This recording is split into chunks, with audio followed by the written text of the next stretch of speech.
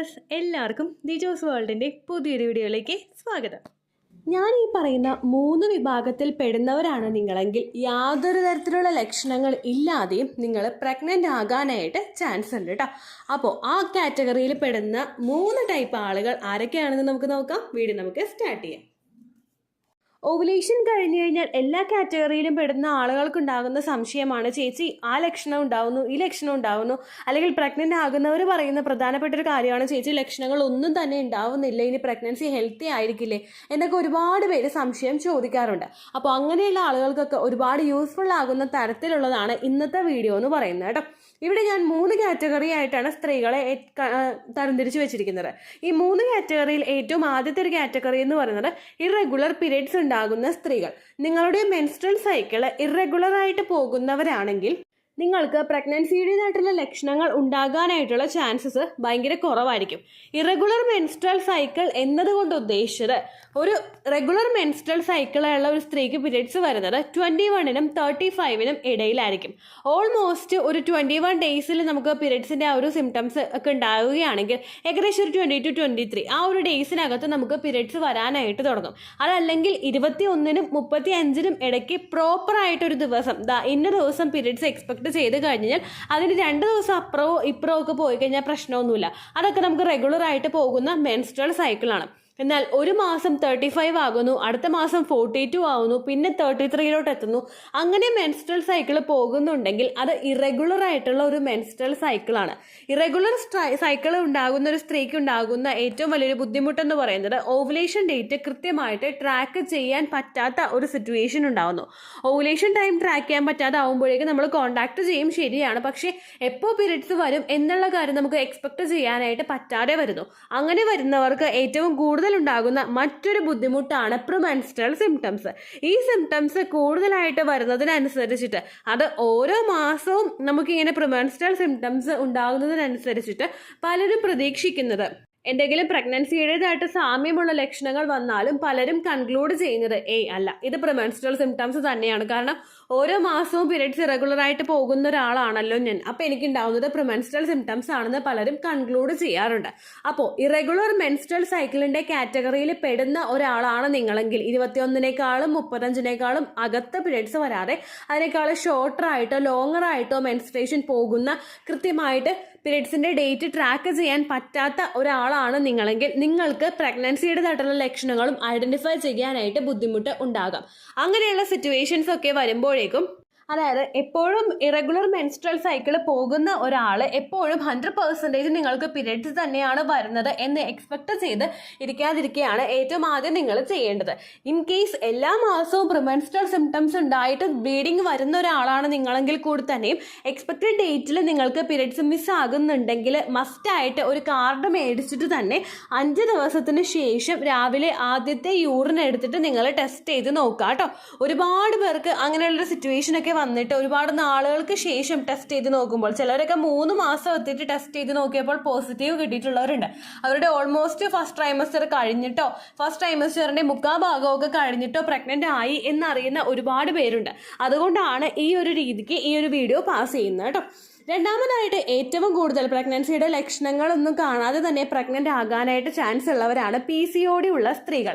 നമ്മളിപ്പോൾ ഒരു 10 സ്ത്രീകളെ എടുത്തു കഴിഞ്ഞാൽ അതിൽ 3 പേർക്കും ചിലപ്പോൾ PCOD ഉണ്ടാകാനായിട്ട് ചാൻസ് ഉണ്ട്. നമ്മുടെ ലൈഫ് സ്റ്റൈൽ ചേഞ്ചസ് കൊണ്ടും നമ്മുടെ ഫുഡ് ഹാബിറ്റിൽ വരുന്ന വ്യത്യാസങ്ങൾ കൊണ്ടും പലർക്കും ഉണ്ടാകുന്ന ഒരു ഡിസീസാണ് ഈ PCOD അല്ലെങ്കിൽ PCOS എന്ന് പറയുന്നത്. ഏകദേശം നമുക്ക് തന്നെ കൺട്രോൾ ചെയ്യാൻ പറ്റുന്ന ഒരു ഹെൽത്ത് ഇഷ്യൂ ആണ് ഈ PCOD എന്ന് പറയുന്നത്. പ്രോപ്പറായിട്ട് ഡോക്ടർ പറയുന്ന അത്രയും ടൈം പീരീഡിൽ നമ്മൾ ട്രീറ്റ്മെൻറ്റ് എടുത്തതിന് ശേഷം കൃത്യമായിട്ട് മെഡിക്കേഷൻസ് ഒക്കെ നിർത്തി കഴിഞ്ഞാലും നമ്മൾ നമ്മുടെ ഡയറ്റും നമ്മുടെ വർക്കൗട്ട് ചെയ്യുന്ന കാര്യങ്ങളും നമ്മുടെ വെയിറ്റും ഒക്കെ നന്നായിട്ട് മോണിറ്റർ ചെയ്യുകയാണെങ്കിൽ കൺട്രോൾ ചെയ്ത് കൊണ്ടുപോകാൻ പറ്റുന്ന ഒരു ഡിസീസ് തന്നെയാണ് PCOD. PCOD ഉള്ള പല സ്ത്രീകൾക്കും അവർക്ക് പ്രഗ്നൻ്റ് ആണെന്ന് എളുപ്പത്തിൽ റെക്കഗ്നൈസ് ചെയ്യാനായിട്ട് സാധിക്കില്ല. കാരണം എന്താണെന്ന് വെച്ച് കഴിഞ്ഞാൽ PCOD ഉള്ള ആളുകൾക്കും പലതരത്തിലുള്ള സൈഡ് എഫക്ട്സും അതുപോലെ തന്നെ ഹോർമോൺ ഫ്ലക്ച്വേഷൻസ് കൊണ്ടുണ്ടാകുന്ന പലതരത്തിലുള്ള സിംറ്റംസും ഒക്കെയുണ്ട്. ഏറെക്കുറെ ഈ PCOD ഉണ്ടാകുന്നതിന്റെ സൈഡ് എഫക്ട്സ് മൂലം നമുക്കുണ്ടാകുന്ന സിംറ്റംസും പ്രഗ്നൻസി പോസിറ്റീവ് ആകുന്ന സമയത്ത് ഒരു സ്ത്രീക്ക് ഉണ്ടാകുന്ന സിംറ്റംസും ഒക്കെ ഏറെക്കുറെ നോർമൽ സെയിം ആയിട്ടുള്ള കാര്യങ്ങളാണ്. അതുകൊണ്ട് പ്രീവിയസ് മാസങ്ങളിലൊക്കെ PCODയുടെ ഒരു ഹെൽത്ത് കണ്ടീഷൻസ് ഉള്ള ഒരാൾക്ക് ഇൻ കേസ് അവർ പ്രഗ്നൻസി പോസിറ്റീവ് ആയി കഴിഞ്ഞാലും ഇതുപോലുള്ള ലക്ഷണങ്ങൾ തന്നെ റിപ്പീറ്റ് ആയിട്ട് വരുമ്പോഴേക്കും അത് പ്രഗ്നൻസിയുടേതല്ല പീരിയഡ്സിൻ്റെതാണെന്ന് കൺക്ലൂഡ് ചെയ്ത് പോകുന്ന പല സിറ്റുവേഷൻസും ഉണ്ട്. അതുകൊണ്ട് തന്നെ PCOD ഉള്ള ആളുകൾ മസ്റ്റായിട്ടും ഡേറ്റ് മിസ്സായി കഴിഞ്ഞു കഴിഞ്ഞാൽ ഉടനെ തന്നെ ഒരു 5 ദിവസത്തിന് ശേഷം കാർഡ് ടെസ്റ്റ് ചെയ്ത് നോക്കുക കേട്ടോ. PCOD ഉള്ള പല ആളുകളുടെയും തെറ്റിദ്ധാരണയാണ് എളുപ്പത്തിൽ കൺസീവ് ആകില്ല, ട്രീറ്റ്മെന്റ്സ് കുറെ എടുത്തു കഴിഞ്ഞാൽ പ്രഗ്നന്റ് ആവുകയുള്ളൂ അല്ലെങ്കിൽ ഓവുലേഷൻ ഉണ്ടാവില്ല എന്നൊക്കെ ചിന്തിക്കുന്ന ഒരുപാട് പേരുണ്ട്. ഒരുപാട് ആളുകളുടെ സക്സസ് സ്റ്റോറീസ് ഉണ്ട്. PCOD ഉണ്ടായിട്ടും ചിലപ്പോൾ വിവാഹം കഴിഞ്ഞിട്ട് അടുത്ത മാസം തന്നെ കൺസീവ് ആയിട്ടുള്ള ഒരുപാട് പേരുണ്ട്.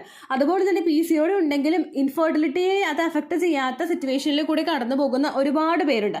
അതുകൊണ്ട് PCOD ഉണ്ടായി എന്ന് വിചാരിച്ചിട്ട് നിങ്ങൾ പ്രഗ്നന്റ് ആകില്ല അല്ലെങ്കിൽ ഉടനെ തന്നെ പ്രഗ്നന്റ് ആകില്ല എന്നൊരു കൺക്ലൂഷനിലോട്ട് ആരും തന്നെ എത്താനായിട്ട് പാടില്ല. PCOD ഉള്ളവരാണ് നിങ്ങളെങ്കിലും ഡേറ്റ് മിസ് ആയി കഴിഞ്ഞാൽ മസ്റ്റായിട്ട് പ്രഗ്നൻസി ടെസ്റ്റ് ചെയ്ത് നോക്കണം കേട്ടോ. മൂന്നാമത്തെ കാറ്റഗറിയിൽ പെടുന്നവരാണ് ബ്രസ്റ്റ് ഫീഡ് ചെയ്യുന്ന അമ്മമാർ. നിങ്ങളിപ്പോൾ ഓൾറെഡി ഡെലിവറി കഴിഞ്ഞിട്ടുള്ള ഒരാളാണെങ്കിൽ നിങ്ങൾക്ക് അതുമായി ബന്ധപ്പെട്ടിട്ടുള്ള എന്തെങ്കിലും ഹോർമോൺ ഫ്ലക്ച്വേഷൻസ് കൊണ്ട്, അതായത് പ്രൊലാക്റ്റിൻ ഹോർമോണിന്റെ ഇൻക്രീസ് കൊണ്ട് ചിലപ്പോൾ പീരിയഡ്സ് കൃത്യമായിട്ട് വരാത്ത സിറ്റുവേഷൻസ് ഉണ്ടാകും. പ്രൊലാക്റ്റിൻ മാത്രമല്ല, ഈസ്ട്രോജൻ ആണെങ്കിലും പ്രൊജസ്ട്രോൺ ആണെങ്കിലും ആ ഹോർമോൺസ്, പ്രഗ്നൻസി ഹോർമോൺസ് എല്ലാം തന്നെ ഒരു ഡെലിവറി കഴിഞ്ഞിട്ട് ഒരു 3 മാസം അല്ലെങ്കിൽ ഒരു 45 ദിവസമൊക്കെ കഴിയുമ്പോഴേ ഒന്ന് ഡൗൺ ആകാനായിട്ട് തുടങ്ങുള്ളൂ. അപ്പോൾ ആ സമയത്തൊക്കെ ചിലപ്പോൾ നമുക്ക് പീരിയഡ്സ് ഇറഗുലർ ആയിട്ട് തന്നെ പോകും. പീരിയഡ്സ് റെഗുലർ ആയി പോകുന്നു എന്നതിനർത്ഥം നിങ്ങൾ ഒട്ടും ഓവുലേറ്റ് ചെയ്യുന്നില്ല എന്നല്ല. ഈ സമയത്തും ഈ സിറ്റുവേഷനിലും ഓവുലേഷൻ നടക്കുന്ന ഒരുപാട് കാര്യങ്ങളിലൂടെ നമ്മൾ കടന്നു പോകാറുണ്ട്. ആ സമയത്തൊക്കെ അൺപ്രൊട്ടക്റ്റഡ് ആയിട്ടുള്ള ഇന്റർകോഴ്സ് നിങ്ങൾ ചെയ്യുകയാണെങ്കിൽ പ്രഗ്നന്റ് ആകാനായിട്ടുള്ള ചാൻസസും ഭയങ്കര കൂടുതലാണ്. അതുകൊണ്ട് ഈ സമയത്ത് നമ്മൾ സ്പെഷ്യൽ ആയിട്ടുള്ള ഒരു കെയർ ബോഡിക്ക് കൊടുക്കണം. പ്രഗ്നന്റ് ആയിട്ടുള്ള സ്ത്രീയാണ് അല്ലെങ്കിൽ ഡെലിവറി കഴിഞ്ഞിട്ടുള്ള സ്ത്രീയാണ് നിങ്ങൾ, ബ്രസ്റ്റ് ഫീഡ് ചെയ്യുന്ന അമ്മയാണ് നിങ്ങളെങ്കിൽ കൂടി തന്നെയും പ്രിക്വേഷൻസ് കൃത്യമായിട്ട് എടുത്തിട്ടില്ലെങ്കിൽ വളരെ സ്റ്റാർട്ടിംഗ് സ്റ്റേജിൽ കുഞ്ഞ് ചെറുതായിരിക്കുന്ന സമയത്ത് തന്നെ നമ്മൾ പിന്നെയും പ്രഗ്നന്റ് ആകാനായിട്ടുള്ള ചാൻസസ് നല്ല കൂടുതലാണ് കേട്ടോ. അതുകൊണ്ട് ഈ കാര്യം കൂടെ നിങ്ങൾ പ്രത്യേകം ശ്രദ്ധിക്കുക. ഇനി PCOD ഉള്ള ആളുകൾക്കും അതുപോലെ പ്രഗ്നന്റ് ആകുന്ന ആളുകൾക്കും പ്രിമെൻസ്ട്രൽ സിംറ്റം ആയിട്ടും ഒക്കെ ഉണ്ടാകുന്ന കോമൺ ആയിട്ടുള്ള കുറച്ച് ലക്ഷണത്തിനെ പറ്റിയിട്ട് നമുക്കിവിടെ ഡിസ്കസ് ചെയ്യാം. ഏറ്റവും ആദ്യത്തേതാണ് നമുക്ക് തുടർച്ചയായിട്ടുണ്ടാകുന്ന ക്ഷീണം. ഇത് പ്രഗ്നന്റ് ആയിട്ടുള്ള, അതായത് നമുക്ക് ഇറഗുലർ പീരിയഡ്സ് ഉള്ള ആളുകൾക്കും അതുപോലെ PCOD ഉള്ള ആളുകൾക്കും പ്രഗ്നൻസി പോസിറ്റീവ് ആയിട്ടുള്ള ഒരു സ്ത്രീക്കും ഉണ്ടാകുന്ന ലക്ഷണമാണ്. രണ്ടാമത്തേതാണ് നമുക്ക് എന്താ പറയുക, മുഖത്ത് ഭയങ്കര ക്ഷീണം, തളർച്ച ഇതൊക്കെ തോന്നുക. ഇത് 3 കേസിലും PCOD ഉള്ളവർക്കും ഇറഗുലർ മെൻസ്ട്രൽ സൈക്കിൾ പോകുന്നവർക്കും അതുപോലെ തന്നെ പ്രഗ്നന്റ് ആയിട്ടുള്ള സ്ത്രീക്കും ഉണ്ടാകുന്നതാണ്. മൂന്നാമത്തേതാണ് നമുക്ക് ചൂട് കൂടുതലായിട്ട് അനുഭവപ്പെടുക. ഇതും ആ 3 കേസിലും നമുക്കുണ്ടാകുന്ന മാറ്റമാണ്. നാലാമത്തെ ഒരു ബുദ്ധിമുട്ടാണ് നമുക്ക് വൊമിറ്റ് ചെയ്യാനായിട്ടുള്ള ടെൻഡൻസീസ് ഉണ്ടാവുക. അഞ്ചാമത്തെ ഒരു മാറ്റമാണ് നമുക്ക് മൂഡ് സ്വിങ്സ് അനുഭവപ്പെടുക. ഇതൊക്കെ തുടർച്ചയായിട്ട് ആ ഒരു PCODയുടെ ഹോർമോൺ ഫ്ലക്ച്വേഷൻസ് കൊണ്ടും അതുപോലെ ഇറഗുലർ പീരിയഡ്സ്, മറ്റുള്ള PCODോ തൈറോയിഡോ മറ്റുള്ള എന്തെങ്കിലും ഹോർമോണൽ ഫ്ലക്ച്വേഷൻസ് കൊണ്ടും നമുക്കുണ്ടാകുന്ന ഇറഗുലർ പീരിയഡ്സിലും നമ്മൾ ഫേസ് ചെയ്യുന്ന മറ്റൊരു ബുദ്ധിമുട്ടാണ് ഈ മൂഡ് സ്വിങ്സ് ഉണ്ടാവുക എന്ന് പറയുന്നത്. പ്രഗ്നന്റ് ആകുന്ന ഒരു സ്ത്രീയെ സംബന്ധിച്ചിടത്തോളം ഫസ്റ്റ് ട്രൈമസ്റ്ററിൽ ഏറ്റവും കൂടുതൽ ഉണ്ടാകുന്നതാണ് ഈ മൂഡ് സ്വിങ്സ് എന്ന് പറയുന്നത്. അപ്പോൾ നമ്മൾ പ്രഗ്നൻസിയുടെ ആണെന്ന് കൺക്ലൂഡ് ചെയ്യുന്ന പല ലക്ഷണങ്ങളും നമുക്ക് PCOD ഉള്ള സ്ത്രീകൾക്കും ഇറഗുലർ മെൻസ്ട്രൽ സൈക്കിളുള്ള സ്ത്രീകൾക്കും തുടർച്ചയായിട്ട് കണ്ടുവരുന്നതാണ്. അതുകൊണ്ട് ഒരിക്കലും പീരിയഡ്സ് മിസ്സായി കഴിഞ്ഞാൽ കൺക്ലൂഡ് ചെയ്തിട്ട് എനിക്ക് പ്രഗ്നൻസി നെഗറ്റീവ് ആയിരിക്കും, എനിക്ക് പീരിയഡ്സ് ആണ് വരാൻ പോകുന്നത് എന്നാലോചിച്ച് നിങ്ങൾ വിഷമിക്കാതിരിക്കുക. എപ്പോഴും കാർഡ് മുഖേന പ്രഗ്നൻസി ടെസ്റ്റ് ചെയ്ത് നോക്കാനായിട്ട് നിങ്ങൾ പ്രത്യേകം ശ്രദ്ധിക്കണം കേട്ടോ. ഒരുപാട് ആളുകൾക്ക് അവർ പ്രഗ്നന്റ് ആണെന്ന് അറിയാതെ എന്തെങ്കിലും ഒരു ക്ഷീണവും തളർച്ചയോ തലകറങ്ങിയൊക്കെ വീണ് ആശുപത്രി പോകുമ്പോൾ ടെസ്റ്റ് ചെയ്തിട്ട് പ്രഗ്നൻസി പോസിറ്റീവ് ആയി എന്ന് പറയുന്നവരുണ്ട്. ചില ആളുകൾക്ക് കെയർ കൊടുക്കാൻ പറ്റാത്ത സിറ്റുവേഷൻസ് കൊണ്ട് പ്രഗ്നൻസി നഷ്ടമായി എന്നറിഞ്ഞ് വിഷമിക്കുന്നവരുണ്ട്. അതുപോലെ തന്നെ കുഞ്ഞിന് വേണ്ടുന്ന മെഡിസിൻസ് വേണ്ട സമയത്ത് കൊടുക്കാൻ പറ്റാതെ കുഞ്ഞിന്റെ ഗ്രോത്ത് പുറകോട്ടേക്ക് പോകുന്ന സിറ്റുവേഷനിൽ എത്തുന്ന ഒരുപാട് അമ്മമാരുണ്ട്. അതുകൊണ്ട് എപ്പോഴും നമ്മുടെ ബോഡിയെ നിങ്ങൾ കൃത്യമായിട്ട് മോണിറ്റർ ചെയ്യുക. എന്തെങ്കിലും വ്യത്യാസങ്ങൾ അസ്വാഭാവികമായിട്ട് നിങ്ങൾക്ക് തോന്നുന്നുണ്ടെങ്കിൽ മസ്റ്റായിട്ട് കാർഡ് മേടിച്ച് തന്നെ നിങ്ങൾ പ്രഗ്നൻസി ടെസ്റ്റ് ചെയ്ത് നോക്കണം കേട്ടോ. ഇത്രയേ ഉള്ളൂ വീഡിയോ. യൂസ്ഫുൾ ആയി കാണുമെന്ന് വിശ്വസിക്കുന്നു. യൂസ്ഫുൾ ആവുന്നുണ്ടെങ്കിൽ ലൈക്ക് ചെയ്യുക, ഫ്രണ്ട്സിനൊക്കെ ഷെയർ ചെയ്ത് കൊടുക്കുക കേട്ടോ. എന്തെങ്കിലും സംശയം ഉണ്ടെങ്കിൽ നിങ്ങൾ കമൻസിൽ ചോദിക്കുക. പണ്ടത്തെ വീഡിയോയ്ക്ക് കമൻസ് ഇടുന്നവർക്ക് റിപ്ലൈ ലഭിക്കുന്നില്ലെങ്കിൽ ലേറ്റസ്റ്റ് ആയിട്ട് ഞാൻ ഏത് വീഡിയോ ആണോ അപ്ലോഡ് ചെയ്യുന്നത് അതിന് താഴെ കമൻറ്റ് ഒന്ന് കോപ്പി പേസ്റ്റ് ചെയ്യാനായിട്ട് ശ്രദ്ധിക്കുക കേട്ടോ. അതുപോലെ ഓവുലേഷൻ ഡേറ്റ് കാൽക്കുലേറ്റ് ചെയ്ത് തരാനായിട്ട് റിക്വസ്റ്റ് ചെയ്യുന്ന ആളുകൾ എത്രയാണോ സൈക്കിൾ ലെങ്ത് അത് മെൻഷൻ ചെയ്യാനായിട്ട് ശ്രദ്ധിക്കുക. സൈക്കിൾ ലെങ്ത് എന്നതുകൊണ്ട് ഉദ്ദേശിച്ചത് ഓരോ മാസവും എത്ര ദിവസം കൂടുമ്പോഴാണോ ബ്ലീഡിങ് വരുന്നത് അതാണ് സൈക്കിൾ ലെങ്ത്. കഴിഞ്ഞ മാസം ഒരു 8-ാം തീയതിയാണ് ബ്ലീഡിങ് ആയതെങ്കിൽ ഈ മാസം 6-ാം തീയതിയാണ് ബ്ലീഡിങ് ആയതെങ്കിൽ കഴിഞ്ഞ മാസം 8-ാം തീയതി മുതൽ ഈ മാസം 6-ാം തീയതി വരെ എത്ര ദിവസമുണ്ടോ അത് കാലണ്ടറിൽ എണ്ണി തിട്ടപ്പെടുന്നതാണ് നിങ്ങളുടെ സൈക്കിൾ ലെങ്ത്. സൈക്കിൾ ലെങ്ത് നമ്മൾ കൃത്യമായിട്ട് കാൽക്കുലേറ്റ് ചെയ്യുകയാണെങ്കിൽ ഓവുലേഷൻ ഡേറ്റ് എളുപ്പത്തിൽ കണ്ടുപിടിക്കാൻ വേണ്ടിയിട്ട് ഒരുപാട് ആപ്ലിക്കേഷൻസും ഒരുപാട് ഓൺലൈൻ ആയിട്ടുള്ള വെബ്സൈറ്റുകളും ഇന്ന് നമുക്ക് അവൈലബിൾ ആണ്. പ്ലേ സ്റ്റോറിൽ പോയിട്ട് ഓൺലൈൻ ഓവുലേഷൻ ട്രാക്കർ എന്ന് ടൈപ്പ് ചെയ്ത് കഴിഞ്ഞാൽ നിങ്ങൾക്ക് അതുമായിട്ട് ബന്ധപ്പെട്ടിട്ടുള്ള ആപ്ലിക്കേഷൻസ് കിട്ടും. അത് പറ്റുന്നില്ല എങ്കിൽ ഗൂഗിളിൽ പോയിട്ട് ഓൺലൈൻ ഓവുലേഷൻ കാൽക്കുലേറ്റർ എന്ന് ടൈപ്പ് ചെയ്ത് കഴിഞ്ഞാൽ അതുമായിട്ട് ബന്ധപ്പെട്ടിട്ടുള്ള വെബ്സൈറ്റുകൾ നിങ്ങൾക്ക് കിട്ടും. അതിൽ നിങ്ങളുടെ ലാസ്റ്റ് മന്തിലെ മെൻസ്ട്രേഷൻ്റെ ഡേറ്റും ഒപ്പം ഞാൻ ഈ പറഞ്ഞ രീതിക്ക് നിങ്ങൾ കാൽക്കുലേറ്റ് ചെയ്യുന്ന സൈക്കിൾ ലെങ്ത്തും എൻ്റർ ചെയ്ത് കൊടുക്കുകയാണെങ്കിൽ നിങ്ങൾക്ക് കൃത്യമായിട്ട് ഓവുലേഷൻ ഡേറ്റ് കണ്ടുപിടിക്കാനായിട്ട് സാധിക്കും. ഫെർട്ടൈൽ ടൈം പീരീഡും നിങ്ങൾക്ക് കിട്ടും. അതായത് എത്ര ദിവസം മുതൽ കോൺടാക്ട് ചെയ്ത് തുടങ്ങിക്കഴിഞ്ഞാൽ നിങ്ങൾ പ്രഗ്നൻ്റ് ആകും എന്നുള്ളൊരു ഡേറ്റും നിങ്ങൾക്ക് പ്രോപ്പറായിട്ട് കിട്ടും കേട്ടോ.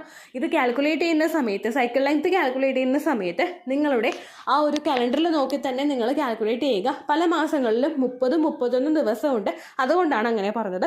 ഒപ്പം നിങ്ങൾക്ക് ബ്ലീഡിങ് തുടങ്ങിയ ദിവസത്തിന് വേണം നിങ്ങൾ ഡേ 1 ആയിട്ട് എടുക്കാൻ വേണ്ടിയിട്ട്. സ്പോട്ടിങ് തുടങ്ങിയ ദിവസത്തിനെ, അതായത് ചെറുതായിട്ട് ഡിസ്ചാർജ് പോയി തുടങ്ങിയ ദിവസത്തിനെ നിങ്ങൾ കൺസിഡർ ചെയ്യേണ്ട ആവശ്യം ഇല്ല കേട്ടോ. അപ്പോൾ ഇത്രയേ ഉള്ളൂ വീഡിയോ. അടുത്തൊരു വീഡിയോ ആയിട്ട് നമുക്ക് വീണ്ടും കാണാം. ബൈ.